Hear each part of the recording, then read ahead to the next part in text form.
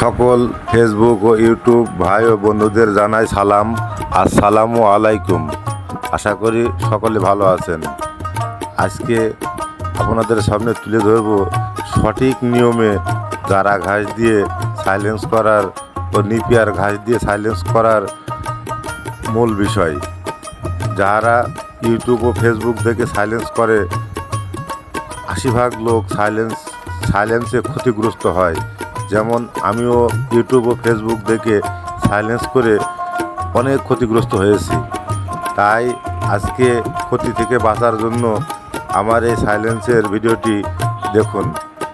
আর আরও টিপস পেতে আমার ফেসবুক চ্যানেলটি ফলো করুন এবং ইউটিউব চ্যানেলটি সাবস্ক্রাইব করুন। সাইলেন্স করার সঠিক নিয়ম হচ্ছে ভুঁই থেকে ঘাস কেটে ধানের মতো 2 দিন শুকাতে হবে। শুকানোর পরে ওই ঘাসটি বাসায় নিয়ে এসে চপিং করার পরে চিটাগুড়ের সাথে সামান্য কিছু পানি, চিটাগুড় মিশানোর মতো সামান্য পানি, যাতে চিটাগুড়টি ঘাসের সাথে মিশানো যায়, ওই রকম সামান্য কিছু পানি দিয়ে ঘাসের সাথে মিশিয়ে শুকনো ঘাস দিয়ে যদি আপনি সাইলেন্স করেন তাহলে আপনার সাইলেন্স 100% ভালো হবে।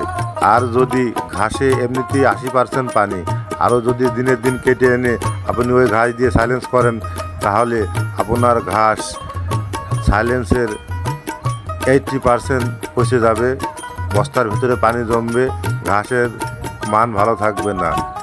আরও ভিডিও পেতে আপনারা আমার ফেসবুক চ্যানেলটি ফলো করুন এবং ইউটিউব চ্যানেলটি সাবস্ক্রাইব করে রাখুন।